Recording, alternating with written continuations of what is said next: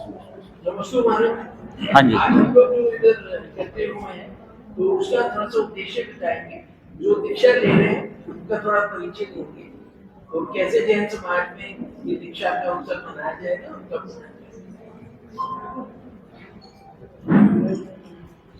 जो हमारे पास विद्या अध्ययन के लिए बैरागी शिवाय जैन ग्राम पुरखास सोनीपत के पास पड़ता है, हरियाणा में। वहाँ का वो बालक है हमारे पास शिवाय जैन, जिसके अंदर गुरुओं को देख करके, संतों की वाणी सुन करके मन में वैराग्य आया। कुछ समय तक हमारे पास रहने के लिए आया था। उसके बाद उसका भाव बना। फिर हमारे यहाँ पर प्रक्रिया होती है कि जबरदस्ती किसी को दीक्षा नहीं दी जाती, स्वेच्छा से दीक्षा ली जाती है।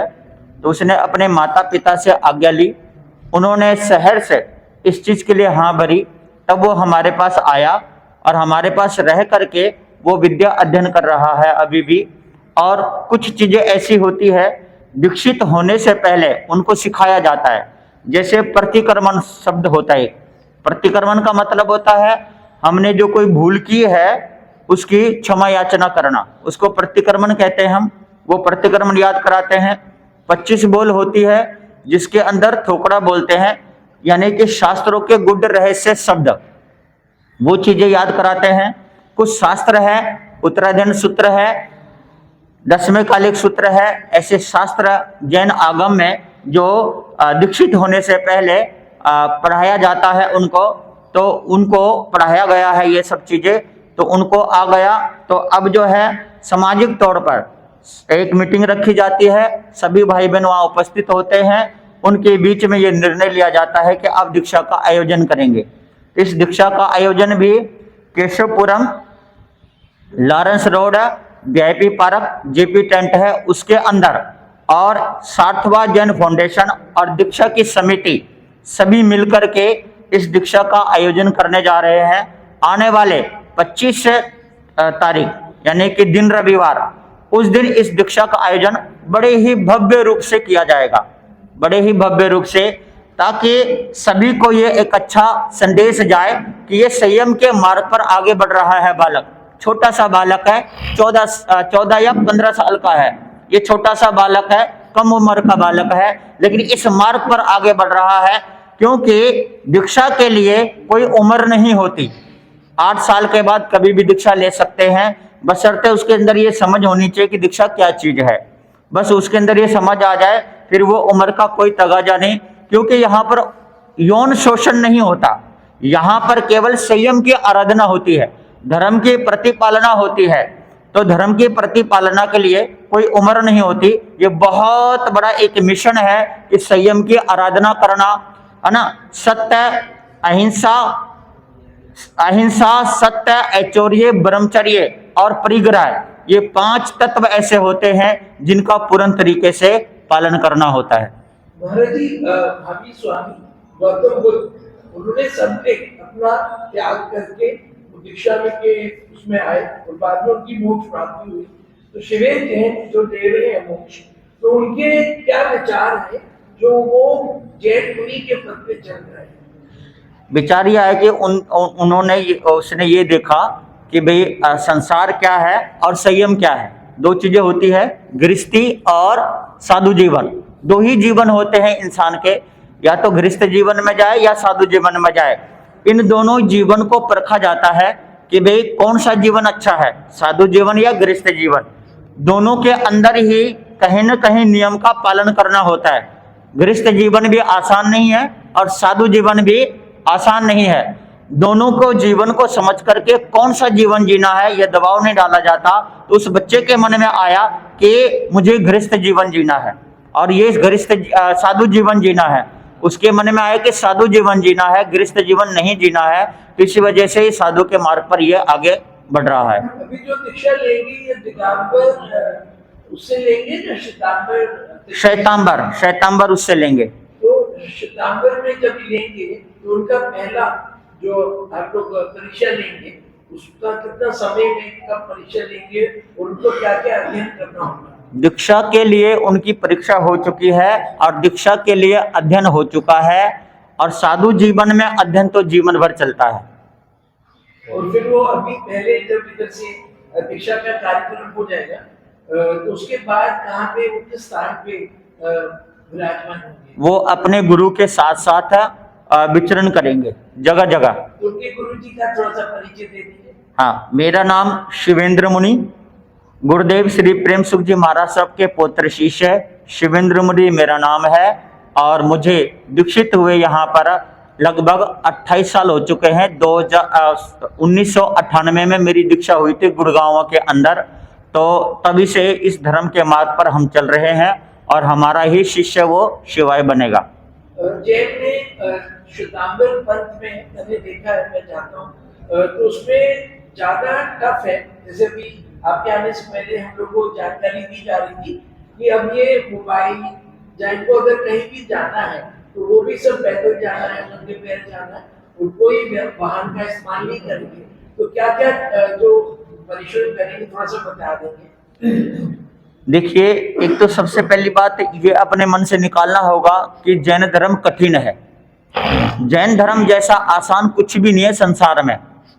ये एक धर्म जो है नेचुरल चीज है, नेचुरलीपैथी जैसे बोलते हैं कि नेचुरल चीज है ये, कि जैसे पहले के समय में हम नंगे पांव चलते थे, सभी चलते थे, और इसको जैन धर्म में नियम बना दिया। बात वही है, पहले सभी नंगे पांव ही चलते थे।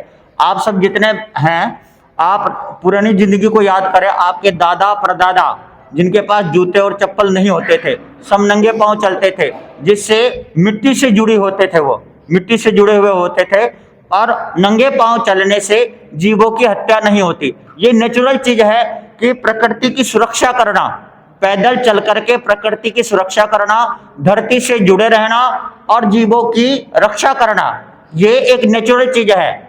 इसके साथ साथ सर्दी और गर्मी सहना, ये भी एक नेचुरल चीज है। जैसे आज के समय में हमारे किसान भाई रात को 2-2 बजे तक, 3-3 बजे तक खेतों में जा करके नंगे पांव, है ना, घुटने तक पानी में रह करके वो खेतों की सिंचाई करते हैं, तब जाकर हमें अन्न और भोजन खाने को मिलता है।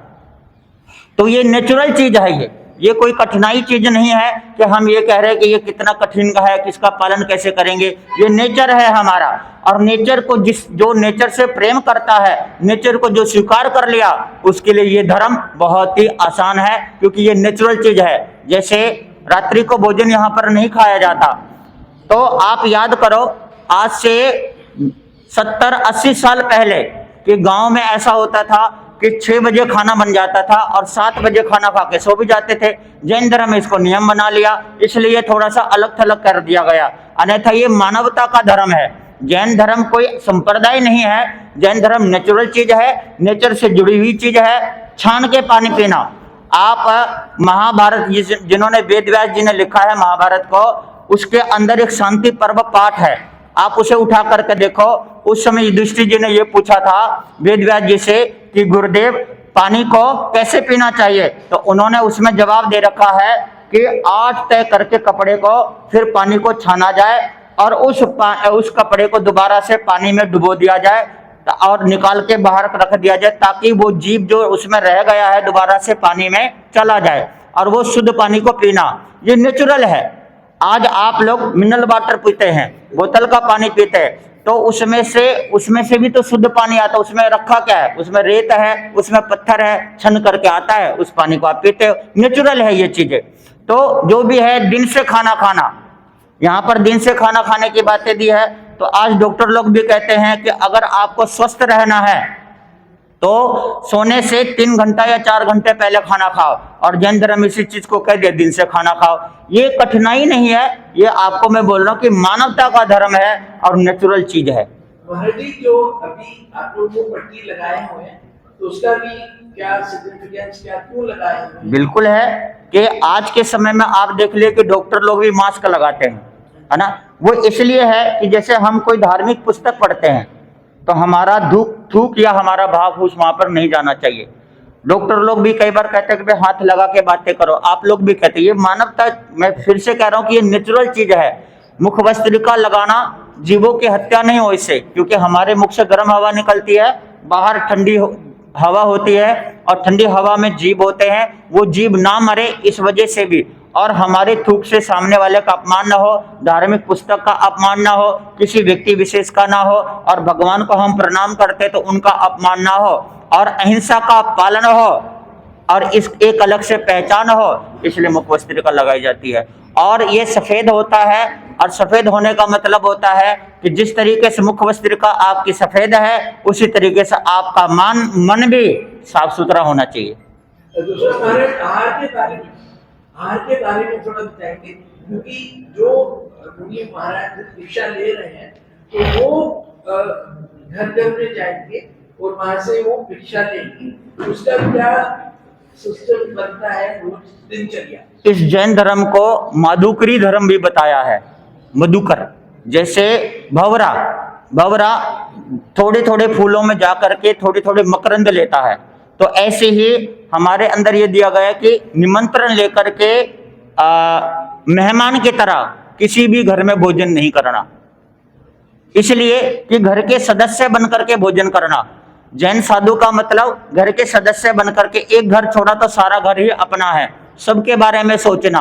तो इस वजह से यहाँ पर एक गोचरी शब्द दिया है, जैसे गोचरी, गौ माता जैसे चरते है ना, कि एक जगह से घास जैसे खाती है तो ऊपर ऊपर से काटती है ना, और एक होता गदाचरी, वो जड़ से उखाड़ लेती है। तो गौ माता जैसे चरती है ना, इसी तरीके से किसी से एक रोटी, किसी से आधी रोटी, किसी से 2 रोटी, किसी से दूध ले लिया, किसी से सब्जी ले लिया, हमारी भी पूर्ति हो जाती है और उनकी भी पूर्ति हो जाती है।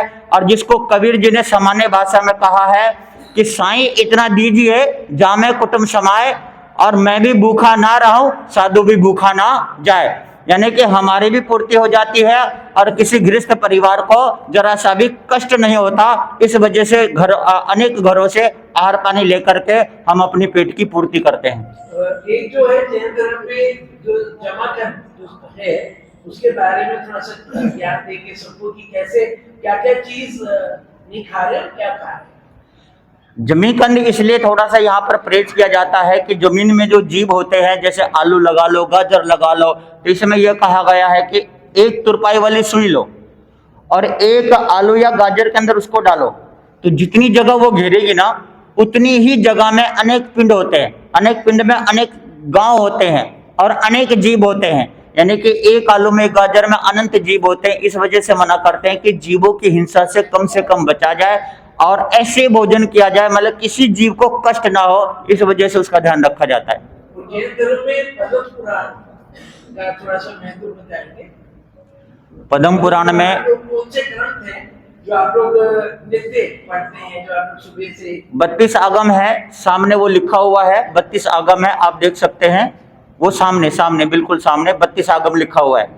32 आगम है, उन शास्त्रों का अध्ययन करते हैं। और हमारे यहाँ पर ऐसा नहीं है कि ये 32 आगम जैन धर्म का लिखा हुआ तो यही पढ़ेंगे, रामायण भी पढ़ते हैं, गीता भी पढ़ते हैं, महाभारत भी पढ़ते हैं, है ना, और त्रिपिटक यानी कि बौद्ध धर्म के ग्रंथ भी पढ़ते हैं, सिख धर्म के 10 गुरु के ग्रंथ है वो भी पढ़ते हैं, और जैन धर्म के भी पढ़ते हैं। यहाँ पर आपको बताया ना, जिस तरीके से आहार पानी थोड़ा थोड़ा सब जगह से लेते हैं, तो इसी तरीके से सब जगह से गुणों का धारण किया जाता है। जैन धर्म गुण पूजक है, व्यक्ति पूजक नहीं है।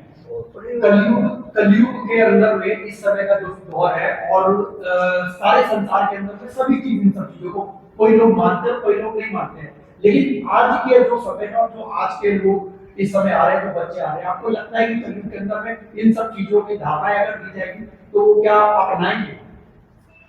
बच्चों को अंदर सहज भाव से अगर संस्कार और संस्कृति की तरफ उनका मुख मोड़ दिया जाए तो जीवन में कभी कोई समस्या नहीं आएगी।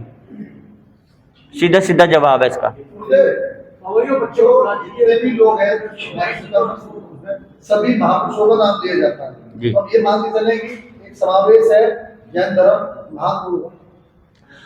जैन धर्म में सभी का नाम लिया जाता है। यहाँ पर राम की भी कथा सुनाई जाती है और कृष्ण की भी कथा सुनाई जाती है और महावीर की भी कथा सुनाई जाती है, बुद्ध की भी सुनाई जाती है, कोई संत महात्मा है उनकी भी सुनाई जाती है। यहाँ पर बताया है कि वे जहां से भी गुण मिले उसे ग्रहण कर लो और साथ में किसी से भी घृणा नहीं करना। सबसे प्रेम करना, यहाँ पर प्रेम करना सिखाते हैं और सभी प्राणी से प्रेम किया जाता है। गांधी को हम लोग चाहेंगे कि जैन धर्म में जो महिला है, जो साध्वी का गलती है, थोड़ा सा उसके बारे में भी लोगों को ध्यान दें। नहीं, जिस तरीके से साधु का जीवन होता है इसी तरीके से साध्वी का जीवन होता है।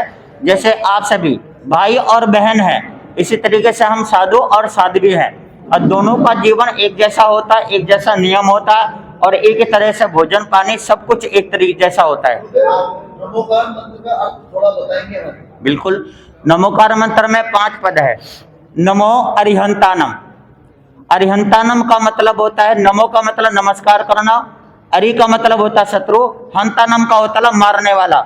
जिन्होंने अपने अंदर के शत्रुओं को नष्ट कर दिया, उस भगवान को मेरा नमस्कार हो। यहाँ पर व्यक्ति नहीं है, यहाँ पर गुण है केवल, कि जिन्होंने अपने अंदर क्रोध, मान, माया, लोभ, राग और द्वेष को नष्ट कर दिया, उस परमात्मा को नमस्कार है। और उस परमात्मा में चाहे ब्रह्मा हो, चाहे विष्णु हो, चाहे महेश हो, चाहे राम हो, चाहे कृष्ण हो, चाहे महावीर हो, कोई भी हो, जिसके अंदर ये गुण है, उस गुण को मेरा क्या है, नमस्कार है। नमो सिद्धानाम, जिन्होंने अष्ट कर्मों को नष्ट करके मोक्ष में विराजमान हो गए, यानी कि वैकुंठ धाम पर विराजमान हो गए, उस भगवान को मेरा नमस्कार हो। नमो आर्यानम, पीले रंग का है, नमो आर्यानम। तो आचार्य भगवंत जो आचरण का पालन खुद करते हैं और आचरण का पालन ही करवाते हैं, ऐसे आचार्यों को मेरा नमस्कार हो। उपाध्याय जो सभी धर्मों का ज्ञान रखते हैं, खुद भी ज्ञान रखते हैं, दूसरों को ज्ञान देते हैं, उन उपाध्याय को मेरा नमस्कार हो। नमो लोय सबेसानम। लोय का मतलब लोक होता है, साहुनम का मतलब सब होता है, और सब का मतलब सभी होते हैं, यानी कि लोक में जितने भी साधु हैं उन सबको मेरा नमस्कार हो। साधु कौन? जर जोरू जमीन का त्यागी, उन साधुओं को मेरा नमस्कार हो। ये पंच परमेष्टि नमोकार मंत्र है।